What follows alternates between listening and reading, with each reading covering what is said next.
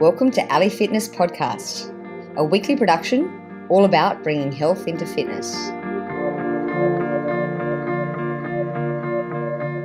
Chuck Hazzard is an entrepreneur and technology expert with a current focus on the wearable industry. In the past, Chuck's designed and built computer networks, developed software applications for large corporations, helped build successful telecommunication businesses. With a BA in computer science and mathematics and a JD in law, not to mention a graduate of the FDN program and a licensed heart math provider, it is no wonder he works as VP in sales for OURA Ring. So now that the new OURA Ring has been shipped out, I thought it might be a good time to get Chuck on the show. We've discussed the OURA Ring already, but we have a few questions from our listeners. In fact, we've got lots of questions. And thank you very much. And Chuck, welcome to the show. Well, it's great to be here. Excellent. Well, I guess we'll start for those of us who have got the new OURA Ring, version 2, I believe, and for those of us who are still waiting for it to be shipped out, can you just give us sort of a rundown of maybe the difference between the two rings and then how best to use the OURA Ring? Yeah. So, we've got a blog post that came out a while back that compared, what has changed between the first and second generation ring. The most notable thing people see is that the ring is dramatically smaller. It looks more like a men's wedding band than the original ring, which was more like an ornamental ring. We have more memory than the original ring. The new ring can hold upwards to 6 weeks of data without syncing with a phone. The new ring has a longer battery life. It can go instead of 2 to 3 days with the original ring, it now goes up to a week without recharging. The new ring uses a wireless charger instead of one the old ring clicked into a charger. And that one of the things that allowed is the new ring, instead of being good for 50 meters underwater, can go 100 meters underwater for people like to go deep diving. And those are the significant things. There are other, internal, hardware, massive hardware changes, but nothing that people would take notice of. So that's it in a nutshell. Other than I should also mention additional colors.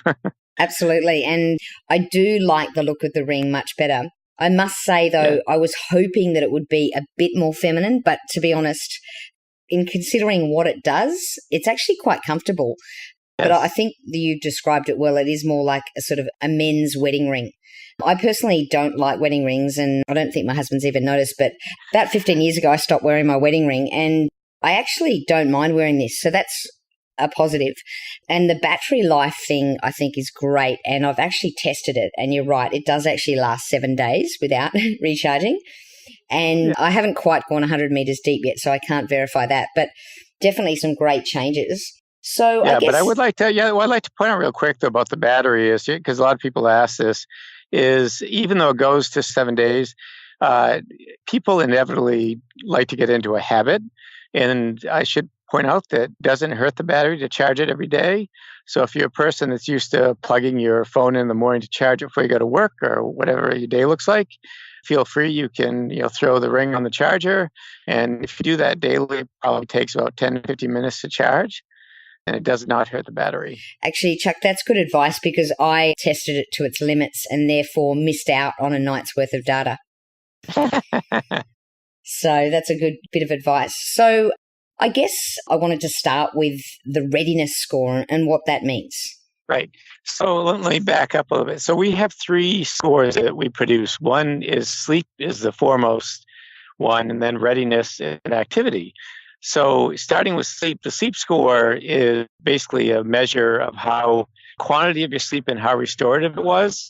And then the readiness score takes the basis of that score, how restorative your sleep was, and combines other things like your lowest resting heart rate and the timing of that.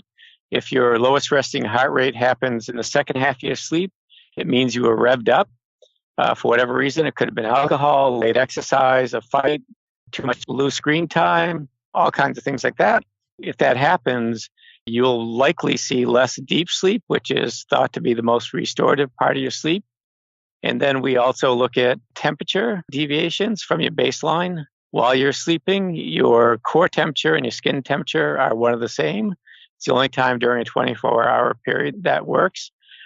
And then we look at heart rate variability, looking at whether you at least end up sympathetic only in the very first part of your sleep, for whatever reason, especially if you're revved up, and then you go parasympathetic as you go through the night. And that'll also drive whether you're recovered or not, which is the readiness score. So the readiness score, just like the sleep score and activity, are very comprehensive. And we show in the app they're based on lots of contributors for each score. Okay, so the readiness score then, I guess in summary, would it be fair to say is based on HRV, temperature, and then heart rate? And also how restorative your sleep is, was. And we also look at activity. So the previous day and sort of the week-long previous week balance of activity. But those have a much lower rate than the other things. Your body, anybody that's an endurance athlete knows there's a lot of things you can do to recover fast. And your body will let you know if you're recovered. And we focus more on like heart rate variability, temperature, and how good your sleep was. I wondered about that because I felt that it didn't really take into consideration exercise, and I figured the reason for that is because your body takes that into consideration. Is that sort of what you mean? That's correct. Yes, that's correct. You said it better than I could.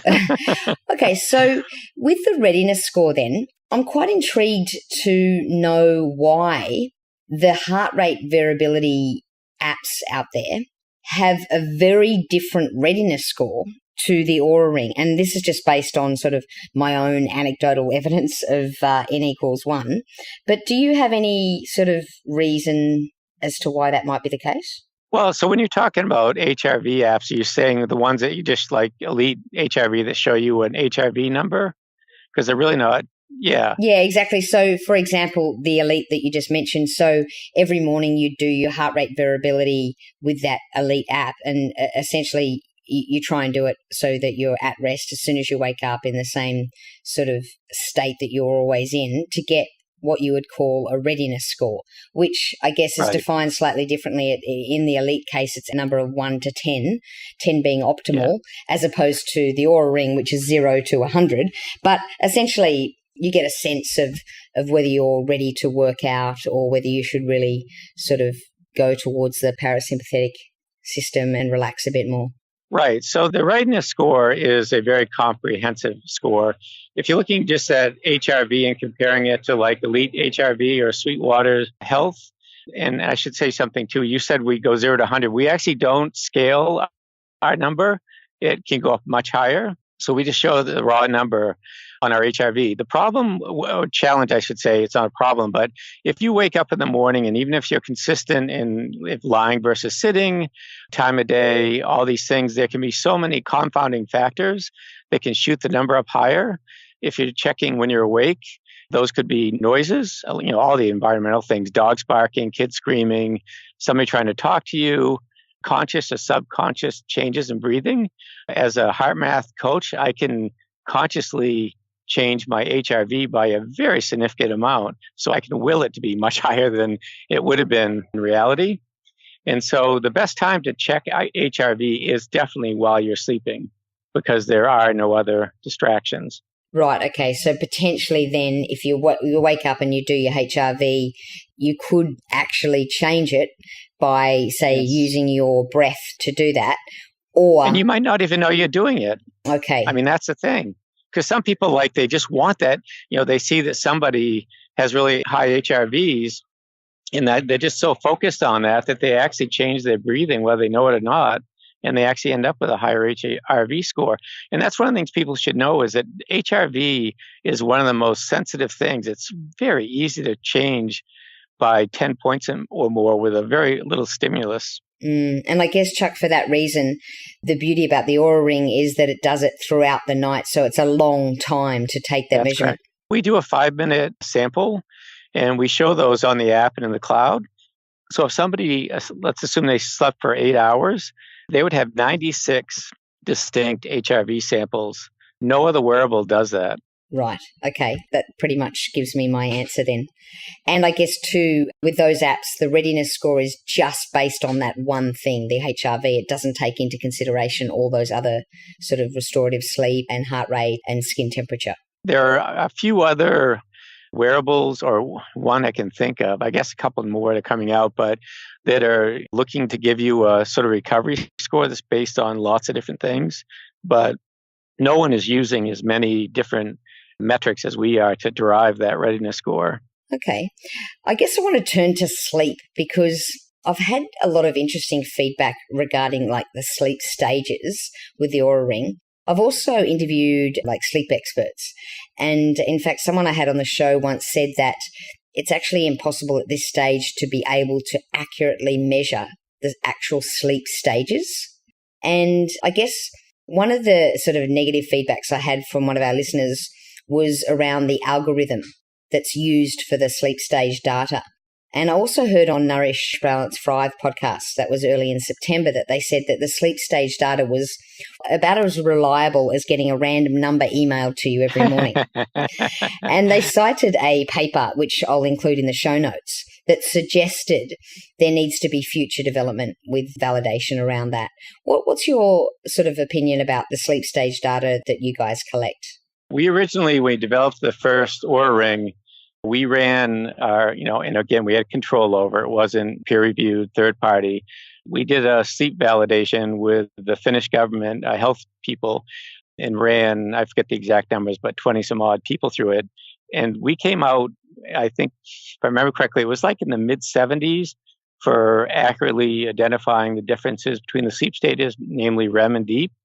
I should also point out that if you had two people, and this has been seen over and over again, two sleep technicians scoring a sleep study, they typically are only like 82% in agreement. So the gold standard is really not perfect. So against the gold standard, we did pretty well. Now, Stanford Research bought two rings, a size 7 and 11, and that's a study you're referring to. And they ran, again, 20, 30 people through the study.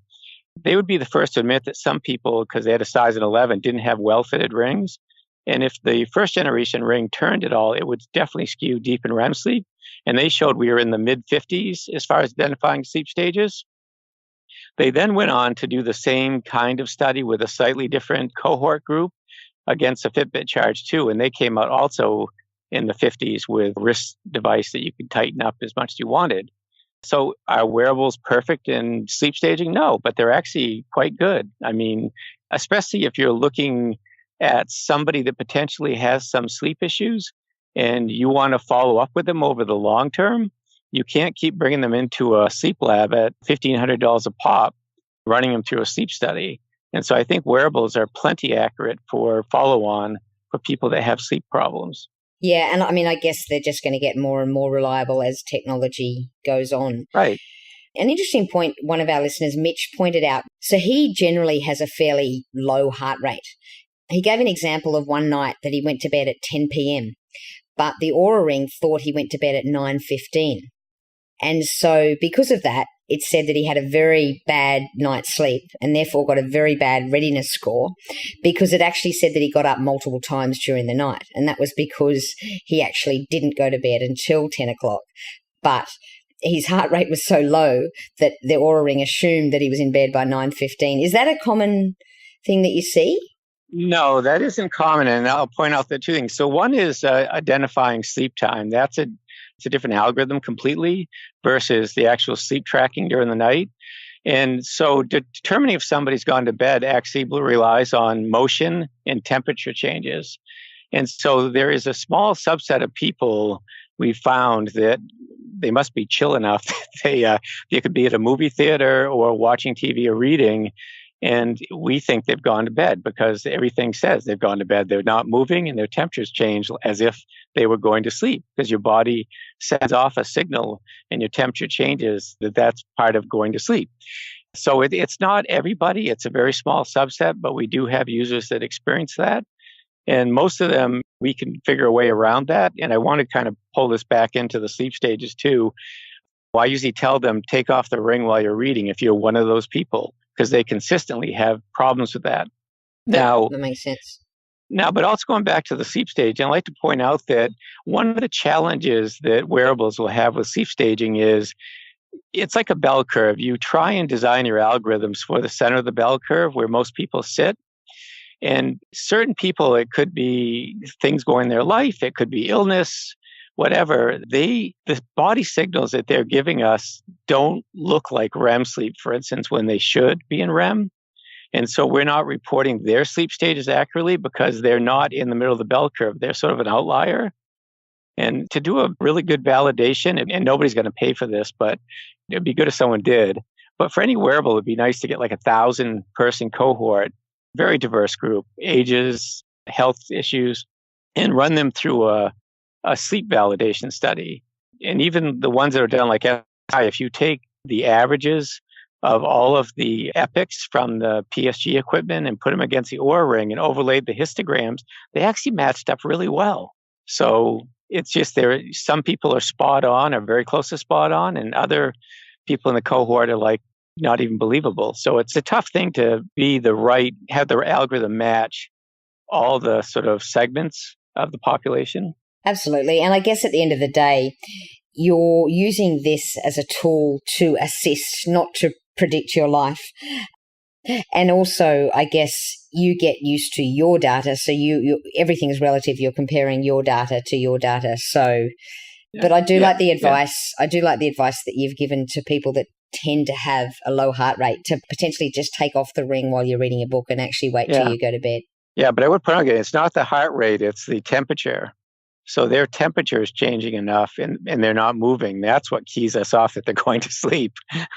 Right. So, but the heart rate probably is low also, I'm guessing. Interesting. Okay. Yeah. And so I guess another sort of area that I wanted to talk to you about was exercise. And I'd like to know how to use the app in relation to exercise. And I'll tell you a bit about why. So I went for like a 2-hour ride. Nothing too intense, but it was a decent ride. The OURA app told me that I didn't do enough exercise that day and I needed to burn more calories. It also told me while I was actually riding, a message popped up saying you need to stretch your legs more or something along those lines. And I'm like, what more can I do? So I assume, and often the calories that you need to burn is also given in terms of how many miles you need to walk. So I assume the algorithm is based around actual walking. Is that right? No, that's not necessarily correct. But so the sensors that we use to detect motion, accelerometer and a gyro, those work best on the sort of linear activity. So walking and running certainly are perfect for that. Anytime you have, for riding a bicycle, your hands are stationary. They're not going to pick up that accurately. The ring has to be in your finger. People have thought about, trying it to the shoelaces while they bike, but it won't work. So right now, and this is typical for any wearable that doesn't have a GPS for activities like cycling and also gym workouts, is you have to go into the OURA app currently and manually add the activity of choice. Like if you're cycling, you specify when you started, how long it lasted, and the intensity. Was it low, medium, or high intensity? And then we generate basically the 5-minute average metabolic equivalence of that.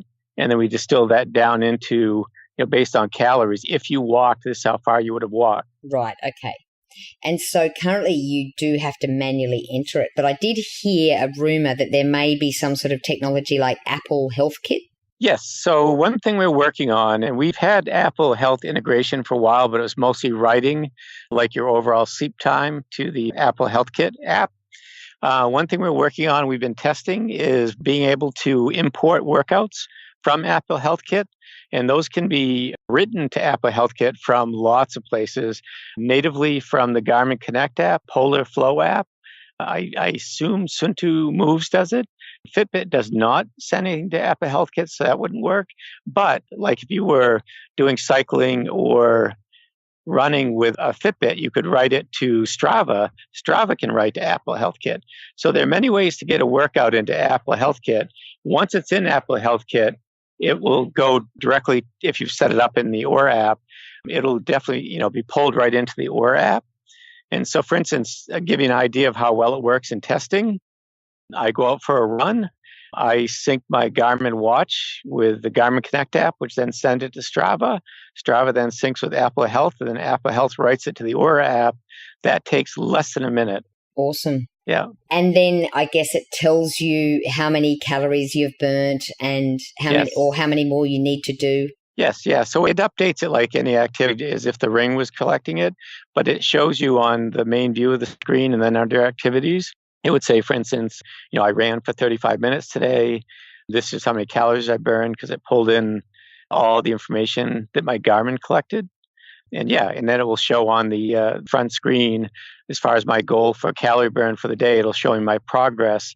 And again, even if I was cycling, it would say you'd have to walk roughly at 1.2 miles to hit your goal for the day.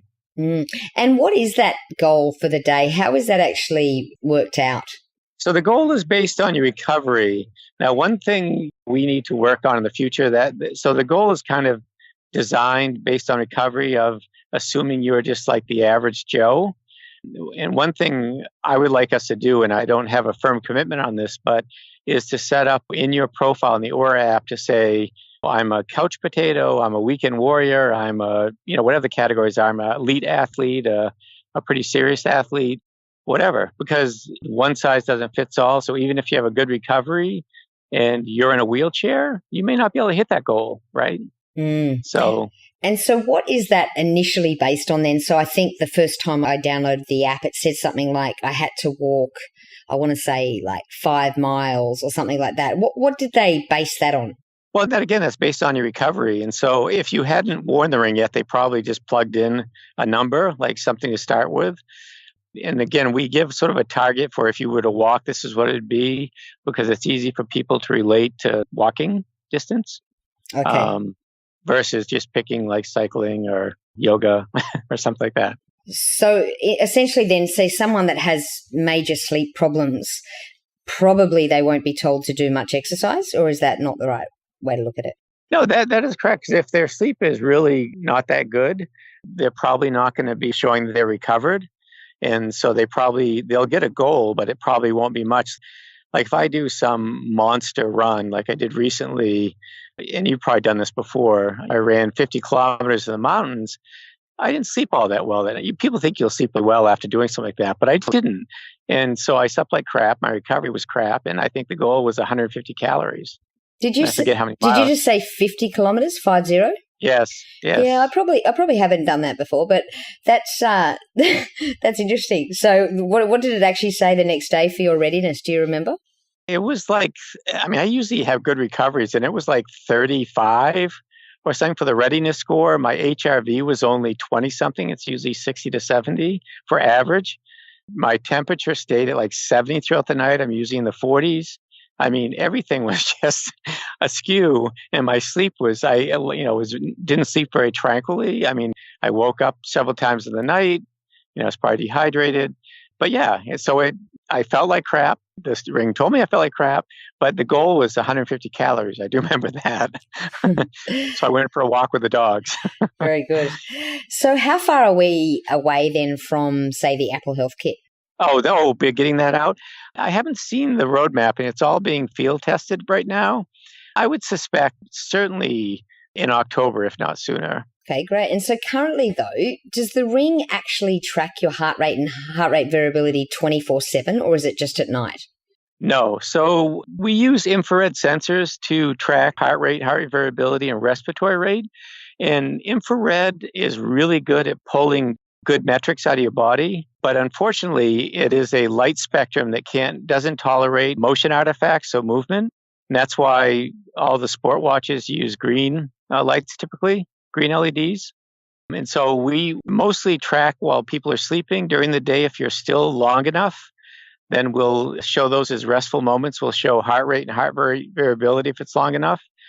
And also, one of the features we're rolling out, I think also in later this month or October, is what's called on-demand heart rate. So you'll be able to manually turn the infrared sensors on during the day and track your heart rate and heart rate variability. You'll, of course, need to be still, but it's perfect for somebody doing meditation, mindfulness, or just wants to do a spot check what their heart rate and heart rate variability is. Okay, then, so potentially there's no sort of near future where we'll have heart rate and heart rate variability while we exercise? No, there's just no way, because activity just destroys the infrared signal. See, green LEDs, it's one of the benefits of those. It's not that accurate technology for getting, accurate heart rate or heart rate variability off your body, but it's easy to strip out the motion artifacts from that signal. And that's why they're used, by Garmin, Polar, Sunto, Fitbit, Apple. Apple actually uses infrared also, I should point out. Yeah, green and infrared. Yeah, I was going to ask you about that. I thought Apple did that. That's why I was wondering whether that could be potentially something that you consider in the future using the green as well. Well, it certainly was something to consider. I don't know that it's on the roadmap, but yes, Apple did it. So they use green when somebody's moving, and if they're stationary, use the infrared. And that's exactly how Apple's doing it on the watch. Great. Are there any other apps apart from, say, the Apple Health Kit that you might link with or integrate with?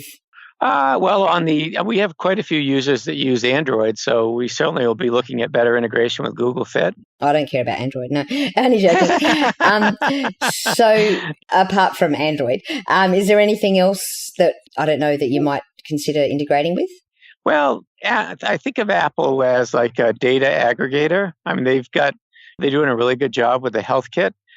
There are other data integrators out there, but they're geared towards more like applications, business or other things. Like, for instance, a company that pulls off our what's called API, Application Programming Interface, OURA data is Heads Up Health. And they're a company that allows you to combine data from wearables with other data like ketone meters, food loggers, lab records, medical records. And so, but Heads Up Health pulls directly, but companies like that could also pull from data aggregators like Validic or Human API. And so we may integrate with some of those people in the future. So where do you see the future of, say, version 3? I don't know. I can't really talk about or speculate. I mean, we're looking at a lot of different things, and we'll have to kind of go through the list with all the smart people in the company and figure out which ones make the most sense. We'll definitely be staying with a ring format, but yeah, there's a lot of opportunities with the current ring. I mean, we haven't even tapped half the capabilities out of the platform we're currently on. And so presumably then you'll just keep adding to the app. And then if you've got the version 2 ring, you can just get all those benefits. Yes, exactly. There's a lot more we can add to the app that people have asked for. And we're already adding things like the on-demand heart rate, the importing of workouts, things that our users are asked for, and we've listened. So, yeah. Great. Another question I wanted to ask you, one of our listeners, Seth, was actually wondering about the scratching of the ring. So he felt that it was quite easily scratched. I'm not sure exactly what he was doing, but I think it might have been lifting weights. Yeah. Have you had many issues around the scratching issue? Well, one thing I'd point out, if somebody's lifting weights, anything that involves metal on metal will end up in scratching. I mean, even wedding band that's silver or gold, I mean, you can actually gouge the metal if it's soft enough. So I would encourage people to wear lifting gloves or take the ring off when they're lifting to avoid that scratching. I personally, when I'm running the mountains, quite often I have to do some 5'5", 5'8" bouldering. And so ring against rock, and I don't have any scratches yet, and I do this quite often. But I can't say the ring won't scratch, but we put a pretty good coating on. It's called, I don't know what it stands for, DLC. And it's quite remarkable compared to some other wearables I've tested that the finishes come right off. So okay. Is there any sort of negative feedback apart from a few things that I've pointed out that you've had that you'd like to share with us, and maybe an answer for that negative feedback?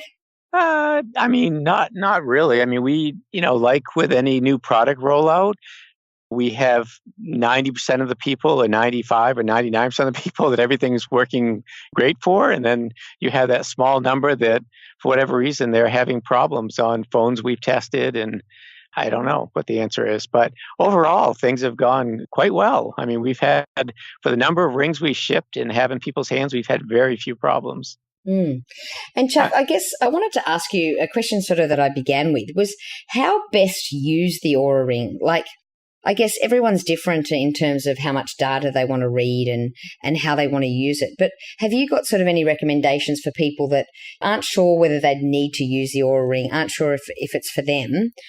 Why should they use it and how best use it? Yeah, so I mean, I'll tell you how I use it and how I know other people use it. But I wake up in the morning. I don't get too caught up in how much deep sleep or REM sleep I've had. I look at my overall sleep score, and then I really focus on my recovery score. I most likely look at my lowest resting heart rate, the timing, and my HRV. But then, for the most part, my focus has been on like trying things out.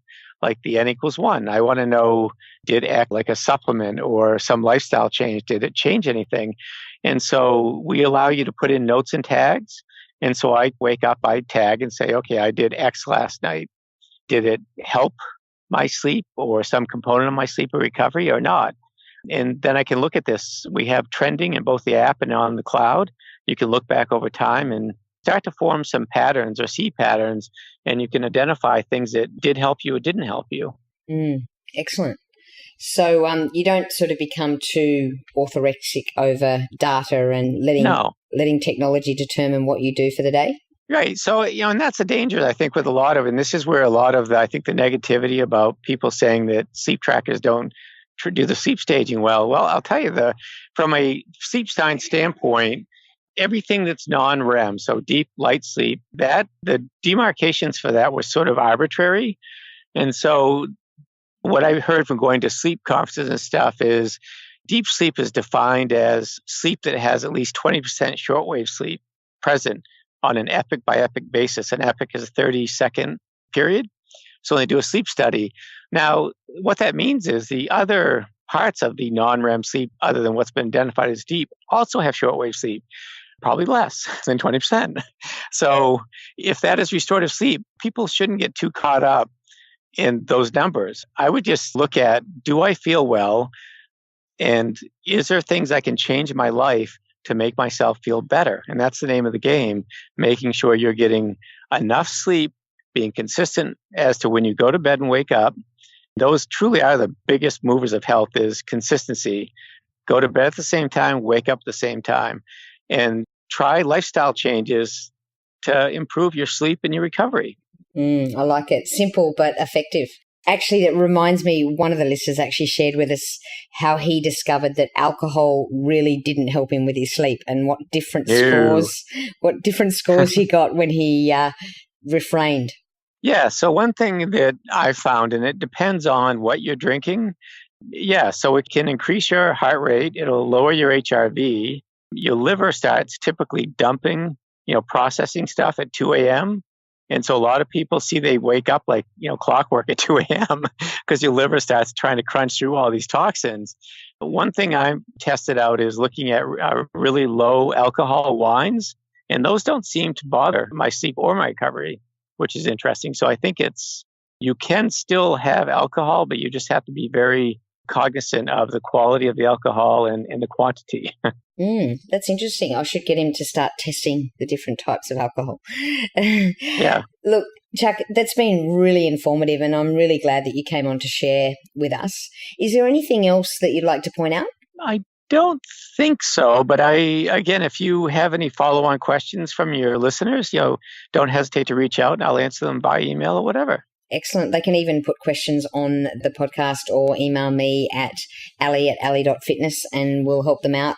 We also have a special code, Ali Fitness. That's capital A-L-I Fitness, just one word. And they get, I believe, $50 off the OURA Ring, which is already really well priced in my eyes. It's like $299 or something, isn't it? Yes. So it's a great price. And yeah, look, I'm looking forward to the future and to see what else you guys come up with. But so far, very, very happy. Yes, and it will continue to get better. We will continue to improve all aspects of what we measure and record and show in the app. Awesome. And Chuck, just a little question before I let you go. Just wondering, a bit of a personal question. Do you have a tattoo? Have a what? A tattoo. Oh, yes, I do. I thought you might. What is it? It's on my ankle. It's the Greek letters for my fraternity, and they won't let you put those on anything, but we did it anyway. So is that why you put it on your ankle?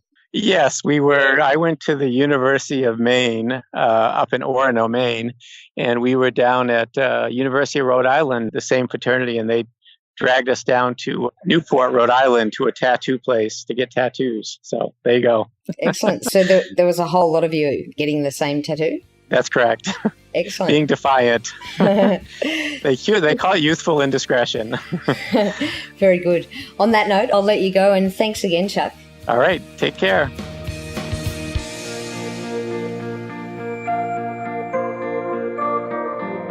For all the resources and show notes from today's episode, please go to www.ali.fitness. If you liked today's episode, please show your appreciation by going to iTunes, give us a 5-star review and subscribe.